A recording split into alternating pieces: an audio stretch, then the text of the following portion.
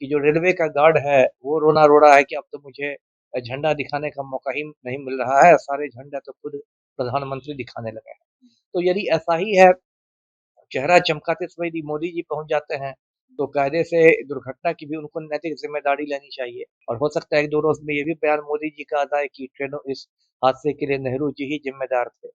क्योंकि जिस तरह से इस सरकार में होता है कि कुछ भी हो, तो हर चीज़ के लिए न मोदी जी कुछ भी करें तो मास्टर स्ट्रोक है, और कुछ भी गड़बड़ हो जाए तो नेहरू जी को ब्लेम कर दीजिए। और खुद रेल मंत्री ने बड़ी-बड़ी बातें की थी, गोदी मीडिया के चैनलों ने सुरक्षा कवच का बहुत ढोल बजाया था, लेकिन अब कहाँ गया वो सुरक्षा कवच? कि जब वो दिल्ली में ये कर रहे थे, समीक्षा बैठक कर रहे थे बालासोर रेल दुर्घटना की, तब मोदी जी कुछ अलग परिधान में थे, और जब फिर वो बालासोर में पहुँचे, घटना स्थल पर पहुँचे, तब उनका परिधान अलग था। तो जो लोग मज़ाक में कहते हैं कि ये प्रधानमंत्री नहीं, परिधान मंत्री हैं, कि जो रेल मंत्री है भारत का, ये जो अश्विनी वैष्णव है, ये मेरा बैचमेट है।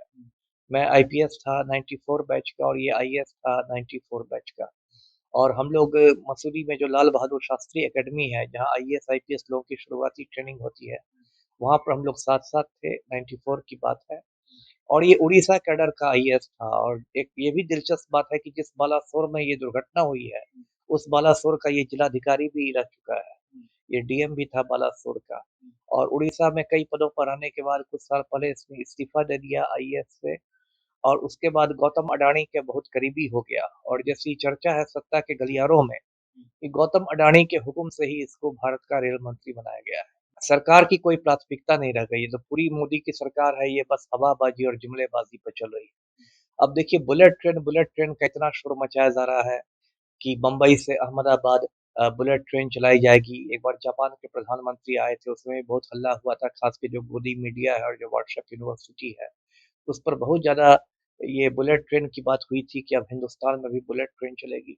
लेकिन अब देखिए ज़मीन पर क्या हो रहा है, जो साधारण ट्रेनें जो चल रही हैं, उसकी सुरक्षा का ये हाल हो रहा है, और 3-3 ट्रेनों में टक्कर हो रही है, और सैकड़ों लोग मारे गए हैं। जो आधिकारिक अभी सूचना है उसके मुताबिक 238 लोग मर चुके हैं, 238, और सैकड़ों घायल हैं, उसमें कई लोगों की हालत गंभीर है, तो मरने वालों की संख्या बढ़ भी सकती है, बहुत सारे लोग जो गंभीर रूप से घायल हैं। किसी सिग्नल मैन को, किसी लाइन मैन को, किसी गैंगमैन को, ये जो रेलवे के चतुर्थ वर्गीय कर्मचारी लोग होते हैं, तो उनको मतलब ये बना दिया जाएगा बलि का बकरा, और उनको सस्पेंड कर दिया जाएगा, या हो सकता है बर्खास्त कर दिया जाए, वेतन कटौती कर दी जाए, कुछ कर दिया जाएगा।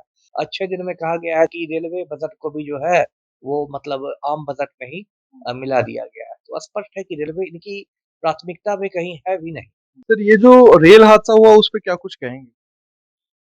अब इसमें कहने के लिए क्या बच गया है, ये तो ऐसा तो मैंने देखा ही नहीं था। 3-3 ट्रेनों में टक्कर हो रही है, और सैकड़ों लोग मारे गए हैं। जो आधिकारिक अभी सूचना है उसके मुताबिक 238 लोग मर चुके हैं, 238, और सैकड़ों घायल हैं, उसमें कई लोगों की हालत गंभीर है, तो मरने वालों की संख्या बढ़ भी सकती है। बहुत सारे लोग जो गंभीर रूप से घायल हैं, वो अस्पताल में दम तोड़ देंगे। तो 300 से तो ऊपर चली ही जाएगी।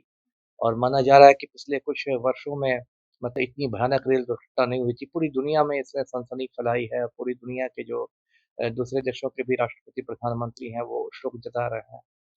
तो अब इसमें कहने इसमें 2-3 बातें देखिए कहने के लिए है। पहली बात तो ये है कि सरकार की कोई प्राथमिकता नहीं रह गई है। तो पूरी मोदी की सरकार है, ये बस हवाबाजी और जुमलेबाज़ी पे चल रही है। अब देखिए बुलेट ट्रेन का इतना शोर मचाया जा रहा है कि बम्बई से अहमदाबाद बुलेट ट्रेन चलाई जाएगी। एक बार जापान के प्रधानमंत्री आए थे, उसमें भी बहुत हल्ला हुआ था, खास के जो गोदी मीडिया है और जो व्हाट्सएप यूनिवर्सिटी है, उस पर बहुत ज़्यादा ये बुलेट ट्रेन की बात हुई थी कि अब हिंदुस्तान में भी बुलेट ट्रेन चलेगी।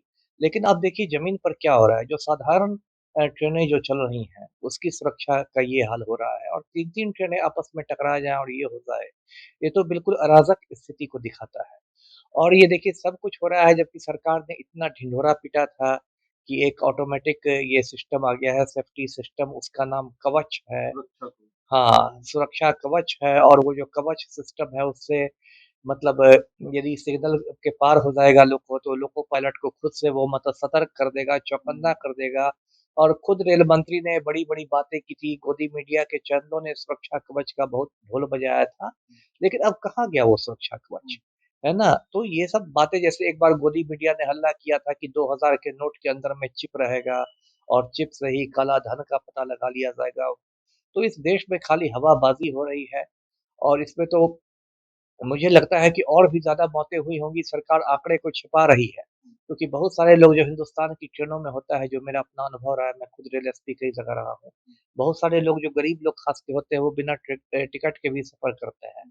तो उन लोग का तो कोई हिसाब-किताब भी रेलवे के पास नहीं रहता है, ना उनका नाम रहता है, ना किसी चार्ट में उनका नाम रहता है। जनरल बोगियों में बहुत सारे ऐसे लोग भी चढ़ जाते हैं। तो वैसे लोगों की भी मतलब मौत हुई होगी और सरकार उसको छिपा रही है और देखिए कितने संवेदनहीन हमारे प्रधानमंत्री हैं मोदी जी, जो अभी सोशल मीडिया पर चल रहा है। कल कल उन्होंने 2-3 बार कपड़े बदल दिए।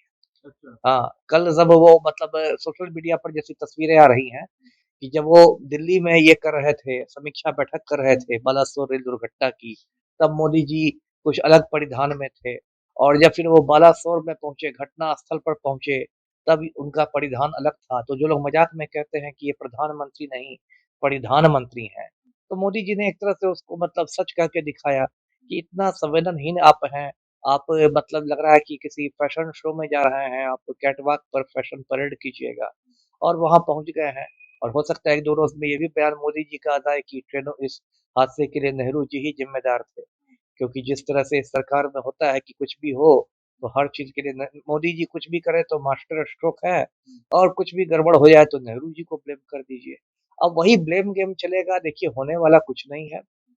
मैं एक दिलचस्प बात बताता हूँ दर्शकों को कि जो रेल मंत्री है भारत का, ये जो अश्विनी वैष्णव है, ये मेरा बैचमेट है।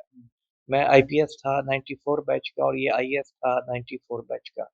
और हम लोग मसूरी में जो लाल बहादुर शास्त्री एकेडमी है, जहाँ आईएएस आईपीएस लोगों की शुरुआती ट्रेनिंग होती है, वहाँ पर हम लोग साथ-साथ थे, 94 की बात है।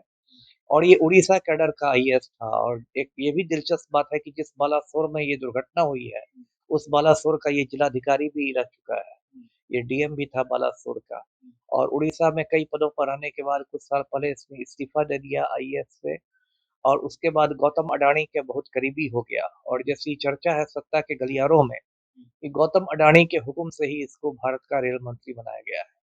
तो अब जब रेल मंत्री गौतम अडानी के हुक्म से बनाए जाएँगे तो आम आदमी के बारे में क्या सोचेंगे? उनका तो यही रहेगा कि रेलवे का ज़्यादा से ज़्यादा निजीकरण हो, प्राइवेटाइज़ेशन हो और अडानी को रेलवे स्टेशन हवाले कर दिया जाए। जैसे इस देश के बहुत सारे बंदरगाह अडानी के हवाले हो चुके हैं, हवाई अड्डे अडानी के हवाले हो चुके हैं, तो इसको भी हवाले कर दिया जाए।